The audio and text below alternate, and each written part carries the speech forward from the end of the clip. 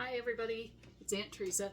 Today I'm going to make macaroni and cheese. Yesterday was Ash Wednesday, so I know a lot of people are doing meatless Fridays or even meat-free the entire season of Lent, which lasts for 40 days. So today I'm going to make mac and cheese, and you always start with salting your water. It's supposed to be salty like the sea. There are some things that you just can't get to taste flavorful. Salt is flavor. There's some things that you just can't add salt to later and have the same flavor. Pasta is one of them. Potatoes is another. If you boil potatoes, you make sure you salt the water if you're allowed to have salt. When I learned to cook at the hospital, everything was salt-free. We never salted the water. All the patients got salt-free potatoes and stuff. I think that's why people complain about hospital food. It doesn't have any salt in it. So for this recipe, I'm going to make a basic white sauce. You can use this white sauce to make the cheese sauce for macaroni and cheese. I use basic white sauce on my scalloped potatoes, and I use this for Alfredo. You can add Parmesan cheese, garlic, that kind of stuff, and make it into an Alfredo sauce. Jake doesn't care for real garlic, like the jarlic even. I've tried to mash garlic and stuff like that, so I can get away with using garlic salt or garlic powder. He likes the flavor, it's a texture thing for him. So I'm gonna go ahead and this is all gonna come together very fast. You can have this pretty much ready to eat. Takes about 20 minutes to get the pasta boiled and the sauce made, but then you just put it in the oven until it gets bubbly and the cheese on the top melts. So it's really a quick dinner. This amount is for a family, so it makes a lot. I'm gonna cook a pound of pasta, just elbow macaroni. So I'm gonna go ahead and pause it until the water boils, and then we'll get started. Okay, our water's boiling. I'm gonna pour the entire 1 pound box of macaroni into the boiling water. And you want to stir that good, and you're gonna stir it pretty frequently until it gets going. If you don't stir the pasta when you put it in the water, it's gonna stick together, and we don't want to do that. And we don't want to add oil to this either to keep it from sticking, because then the cheese sauce won't stick to the macaroni, and you don't want that either.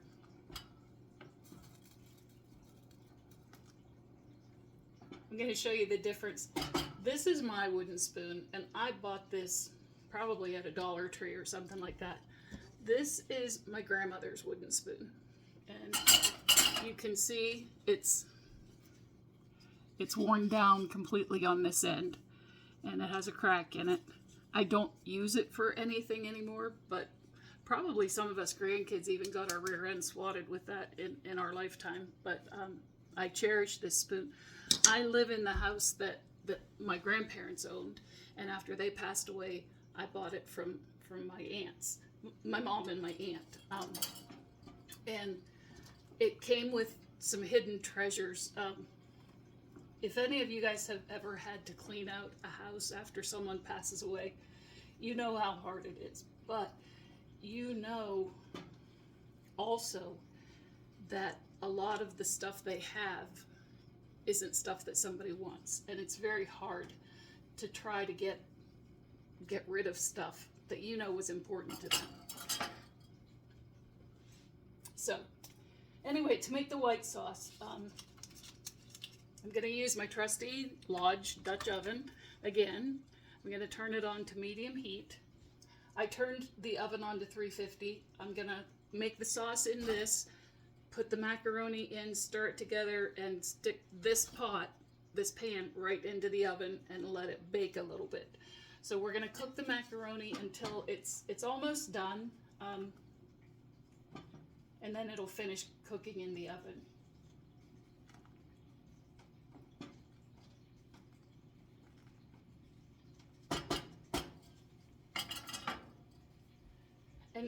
most of my pots and pans, like this is a Chantal brand. I probably got it at a Ross's or something like that. I don't pay a lot of money for my cookware. And when I first started out, I bought the cheap sets of, you know, the Dutch oven, the frying pan, and two saucepans, and I used those for years. And then these ones have a stainless, they have a thick bottom on them, and they contain, they hold the heat, and they distribute it well. And I didn't pay a lot for it. I mean, a lot, I guess, is what is expensive to one person is not to another. But I think I paid probably $25 for this pan, and I'm gonna have it the rest of my life. It's gonna be something that my kids are gonna have to get rid of after I'm gone, I guess. But anyway, into this Dutch oven, which is another thing they're gonna either keep or, well, Courtney has one of her own, but Jake can either keep this one or donate it to Goodwill, whatever, after I'm gone. But into this pan goes 1 stick of butter,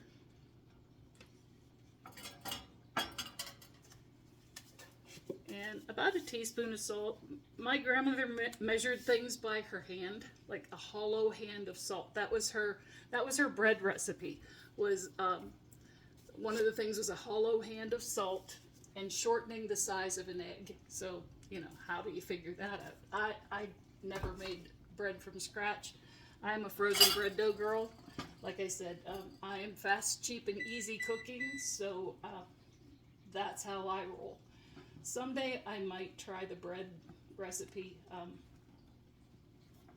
She baked bread every week, twice a week, actually. This used to be a farm. There was a barn. I remember playing in the barn when I was a kid. They did tear that down in the early 1980s after my granddad passed away. But there was a barn, a chicken coop, an outhouse, a little house, which was, the Amish around here call them the Dottie house. It was after the parents got old and one of the kids took over the farm. There was a small house on the property that was just like a living room, kitchen, and a bedroom. That's where the old folks stayed. That was called the little house. So there was a little house, anyway, this farm, that was 3 bedrooms and a path out to the outhouse. And there was an out kitchen on the back. An out kitchen was just like an addition on the house, but it was up on posts. It didn't have a foundation under it. And that it had a sink, and there was a half bath out there that they put in there after my granddad had a stroke, so that he didn't have to go upstairs to the bathroom. They put a bathroom in the early 1950s. And it boggles my mind that was not that long ago to me. I mean, my dad graduated in 1955, and for them to not have indoor plumbing at that point was, I don't know. I don't know how they did it, but anyway, you can see our pasta's boiling really well. The butter's melting. When we moved in here in 1998, after my grandmother died, we had to modernize it a little bit, because like there was 2 outlets in the kitchen. It wasn't this kitchen. This kitchen now is where the out kitchen used to be. We took the out kitchen off and built an addition with a new kitchen and a full bathroom downstairs. And we turned the old kitchen into our dining room, and the living room is still the living room. But I forget what I was saying. But anyway, you can see this is melted good now. We're going to add half a cup of flour and stir this to make a roux.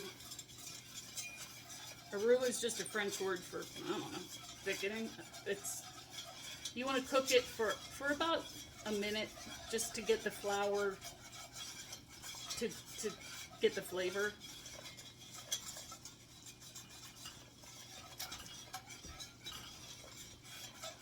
I make these videos because my nieces wanted to learn how to make some of the stuff that I make. this really isn't for the general public. That's not why I started this, but if you're watching, you're gonna notice I lose track of stuff. I got two hands going here. Sometimes that works and sometimes it doesn't, but if you're watching, thank you. I'm not a professional. This is just how I learned to make stuff, and some of it was through trial and error, and you're gonna have trial and error too, so that's how we learn. Okay. To this, I'm gonna add 2 cups of milk.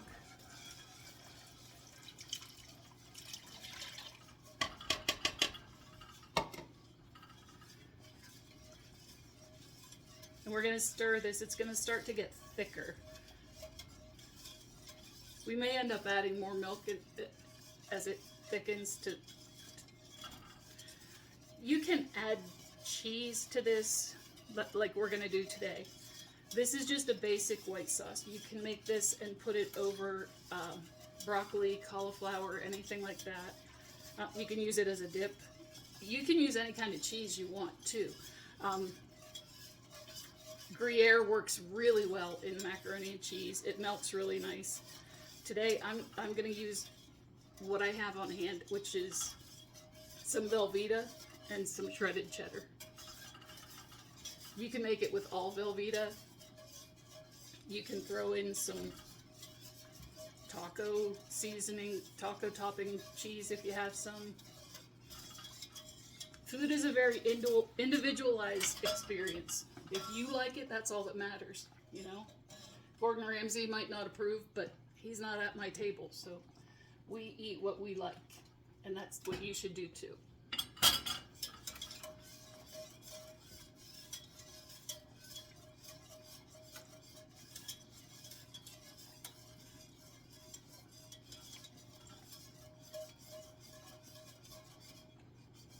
I was afraid that butter was going to turn brown, but it's not. And this is starting to get a little bit thick, but it's not too bad. Anyway, my dad retired, and after my dad retired in 1995, he took on all kinds of projects at their house. Like, he did some landscaping, and he did all kinds of stuff. But like I said, we moved in here in July of 1998, and in about 2004, we did some projects because, like I said, the kitchen only had 2 outlets, and my dad was an electrician, so he rewired the house and stuff like that. And then in 2004, we decided that we were going to put the addition on, and so my dad and my mom and my brothers and myself and any neighbor that was willing to come along. This is 8 ounces of Velveeta. It was truly a labor of love because I paid for the materials and everybody else just chipped in and did what they could. So my brothers are very handy. My brother-in-law and my sister came up and built closets, and like, not many people get to live in a house like I do. And I get emotional. Anyway, yeah, I'm going to need a little more milk in that.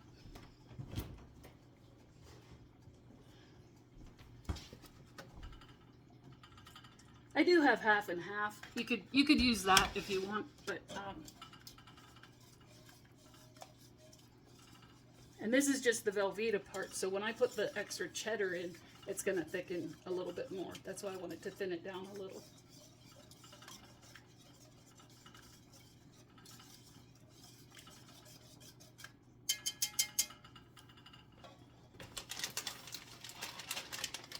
This is 16 ounces of shredded cheddar cheese.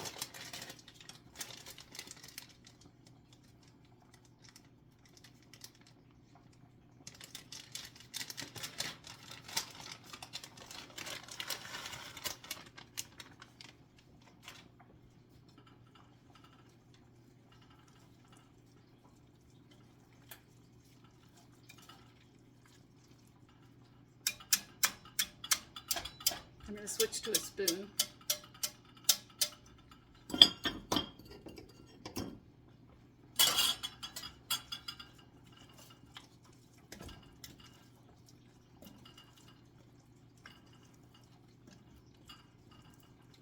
We're just going to get that cheese melted into that white sauce.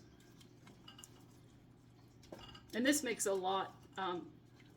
Like I said, if you were just going to put it on vegetables or something, I would use 1/4 cup of butter, 1/4 cup of flour, and 1 cup of milk. But I'll tell you, for Easter, I make one of those big foil pans of scalloped potatoes, and I use probably 15 pounds of potatoes. And I use a lot. I have different calculations written down, usually like 10 cups of milk. So it's a lot of white sauce. But you just calculate it to whatever your base ingredients are. The more macaroni you have, the more sauce you need.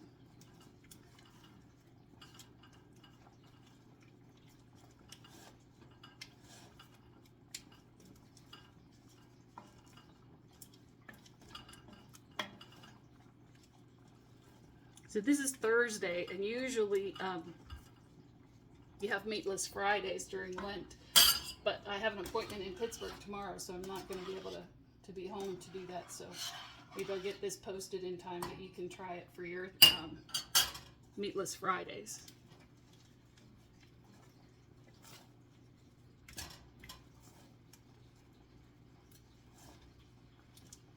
You can see how thick this is. And once this cheese melts, I might thin it down a little more with some milk.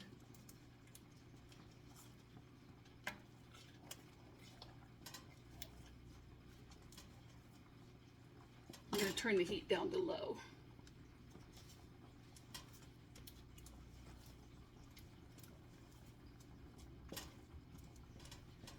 Put a little more milk in there.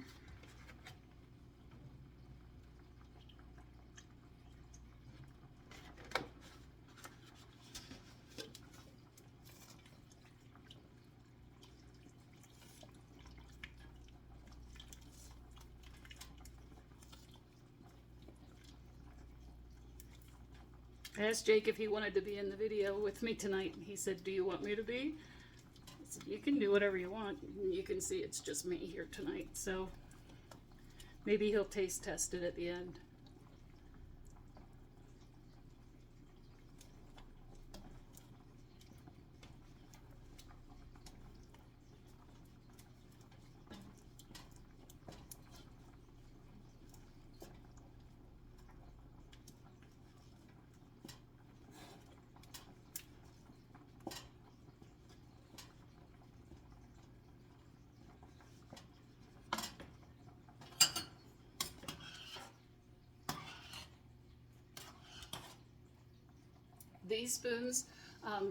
These spoons are a set that I got at Sam's Club, and they're exactly like we used in the kitchen at the hospital.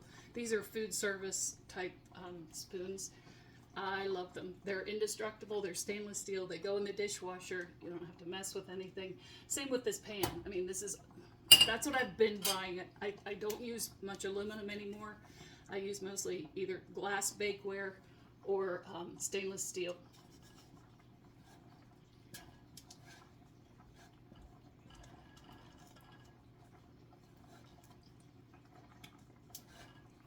Okay, I'm going to put the lid on this, let the macaroni finish cooking, and when I put it in the cheese sauce, I'll come back. Okay, the macaroni's drained.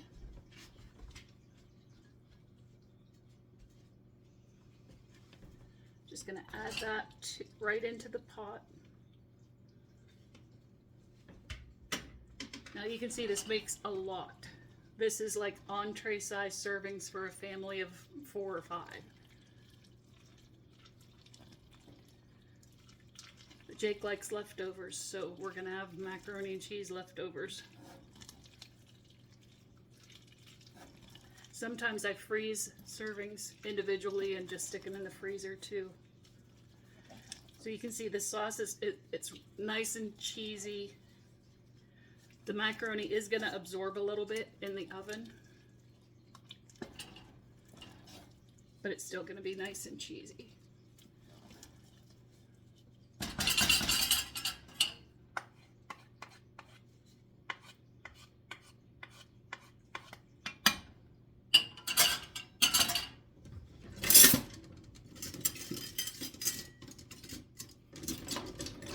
Scrape some of this cheese off so it doesn't burn on in the oven. Just take a rubber spatula and wipe the sides down.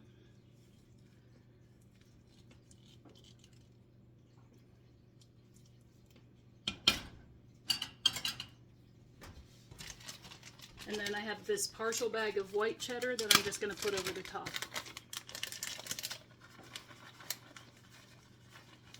Like I said, you do whatever kind of cheese you like, whatever your family eats.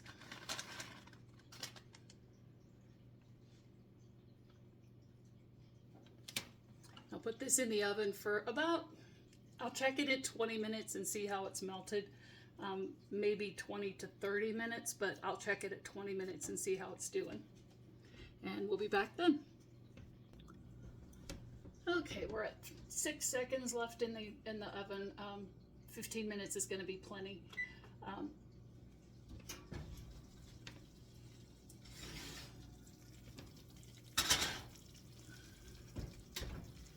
Can you hear that bubbling? It's all gooey and brown around the edges, and the cheese is melted on the top. It smells good. Like I said, Lent started yesterday. Every church and volunteer fire company in Pennsylvania is going to be having fish dinners every Friday from now until Easter. And macaroni and cheese is one of the staples that they serve as a side dish.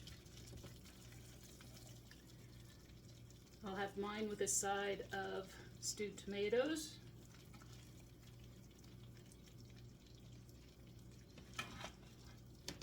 And there's dinner. Thanks for watching.